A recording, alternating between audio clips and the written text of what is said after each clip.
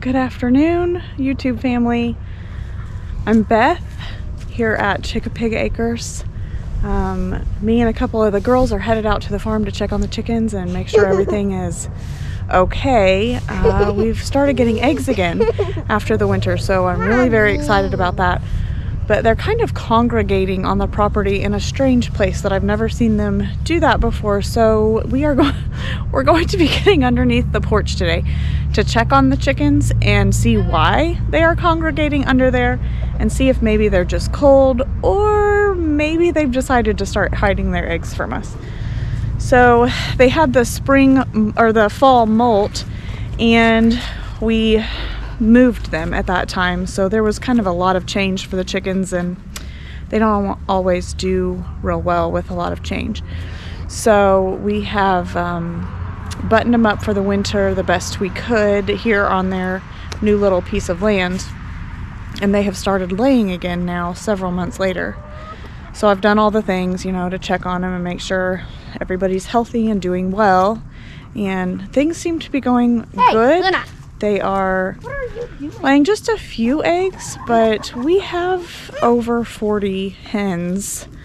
So they should be giving us a good amount of eggs every day, and they're not. Now we have an older flock. I have not hatched out new chicks in about, I'd say 3 years. It's been a while. So we're gonna be doing that. But here they are, just kind of roaming around. We're gonna go see what I can find here underneath our porch, our unfinished porch. See kind of why they've decided to hang out up here. I'm just gonna peek down in here and see. I don't see any nests, so that's good. I think they're just cold, honestly. Pretty sure that's what's going on. And this is a really well protected area from the wind. We catch quite a bit of wind here from the field, so I'm fairly certain that's what's going on, that they're just kind of cold and hanging out up here to protect themselves. So anyway, everything looks good here.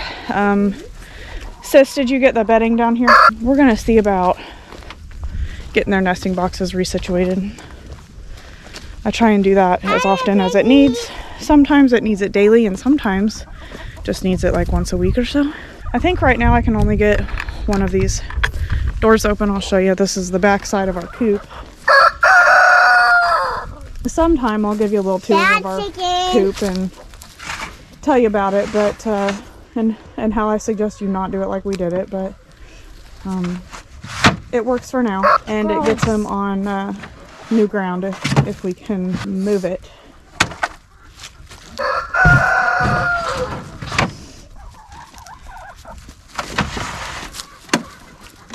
So it looks like they are laying in the nesting boxes, but they are still trying to roost in them as well. So we're gonna have to be more careful about getting the nesting boxes turned around in the evenings so that they cannot roost in them. I turned them last night. We didn't bring a basket out, silly us. Mom, there's a chicken family and one unicorn. Yeah. I'll go grab it.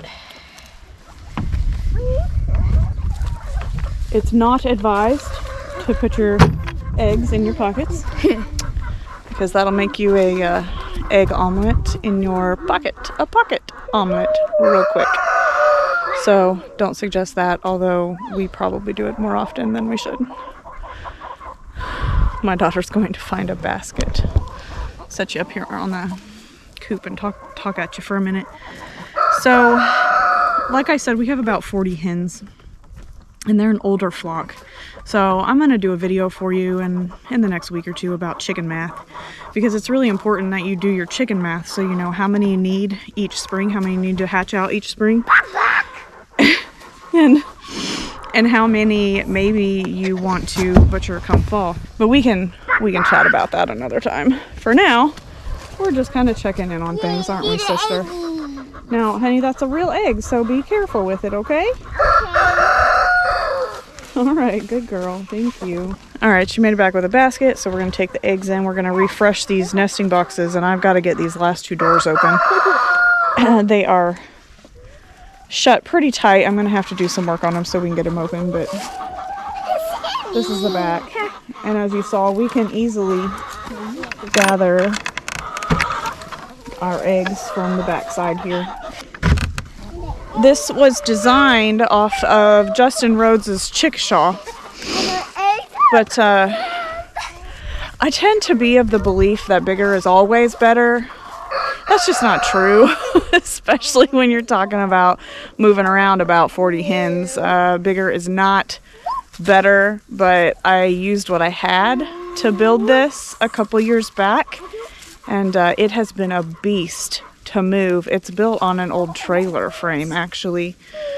So we are trying to figure out how to maybe build a new one, maybe 2 smaller ones that we can easily move by hand. This one has to be moved with a tractor or something with a hitch. So it is quite heavy, but it served us well. We've moved our hens out of their permanent coop because I was sick of cleaning it out, and it's just not as healthy for them. So we have the chickens free ranging right now up this little hill here. The garden sits just up here. And so I am going to be close enough that I can throw the scraps to the chickens and they can have that. But I'm going to have to fence my garden in the spring if I want to continue to let the chickens free range during my growing time. I think we're also going to be butchering some roosters come spring. They're not necessary. You don't have to have roosters to get eggs. A lot of people think that is true. That is not true.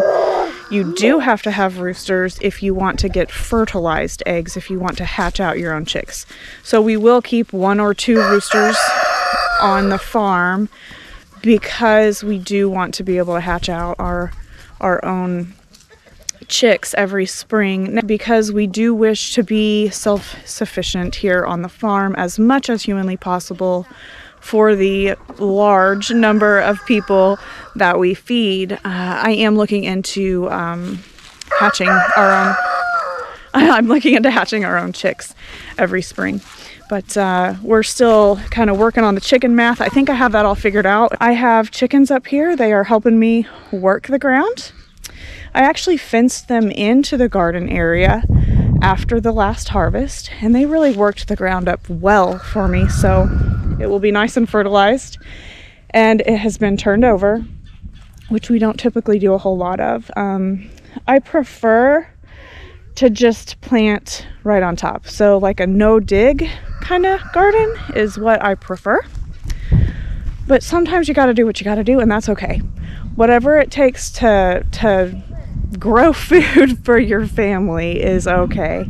And if you prefer to till your garden up every year, that's totally fine. You go for that. Garden beds need protected in the winter too. They can't just be expected to grow whatever you want whenever you want if you're not taking good care of the soil, because the soil does have living things in it that you must take care of as well.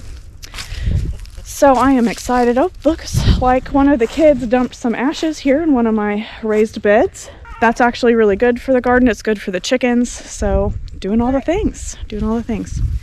But I'll sit and have a chat with you after a while. I just wanted you to know that even though it's the dead of winter and it's doggone cold outside, you can still get out and do some stuff to start preparing your garden, to start preparing your farm. I know a lot of us farmers will downsize the amount of animals that we have for the winter months. And we do that. Do most of our harvesting in the fall. And that way we're set up for winter. And there's less feed to buy for the animals that we still have on the farm through those snowy and cold months that nothing is growing. But we've had some great days here without snow on the ground, some above freezing temperatures, which is super uncommon for north central Indiana. Aww. What are you doing? So we're just trying to enjoy the sunshine without getting too cold. I encourage you though to get out there and look at your land and kind of see what it's doing for you in the winter. Maybe how you can use it differently come spring, or maybe how you can even use it now in the dead of winter to help feed your animals. I've let these chickens loose, even though we have coyotes close by. I've let the chickens loose. We haven't lost any yet. I'm not saying that's not a possibility. I'm not saying I'm not taking a risk by doing that, but I think that as a steward of the land and of the animals, it's my job to weigh the risks that we have when we're growing our own food and when we're caring for animals. And right now, the pros far outweigh the risks. Get out there and see what you can see on your farm in those super cold months. Try and bundle up and get your kids outside and enjoy the sunshine and start dreaming, because it's January and we are starting to dream big about the garden and the expansion of the farm this year. We're real excited about all the things we're going to be doing, and we'll take you along as we do those things. But for now, get your kiddos outside. Enjoy some sweet cuddles with some kittens. Enjoy your chickens. I always love to sit and watch the chickens. That's always encouraging and funny, usually. And those roosters, boy, you get out there, they'll start talking at you. So get out there, see what you see. Just enjoy the weather that God has given us in this winter season that is oftentimes hard for us to push through to get to the busy time of year. We're going to talk seeds in a couple weeks. I'm real excited about getting the seed order in, and I might even take you along when I place that order. When I get it in the mail, we'll open it together, which will be very, very exciting. And you'll get to see us plant and come along and learn all about that. And if you have things to teach me, I would love to know. I'm actually a pretty big newbie when it comes to gardening. Last year was my first year to garden by myself, and it was a huge success, and I had a blast. I really love gardening, and I have never loved gardening until last year. But it was just a great joy to be in the garden. So this is my encouragement to you. Get outside, enjoy the good weather if you have it. Start dreaming about springtime. All right, I'll chat at you guys next time. Bye-bye.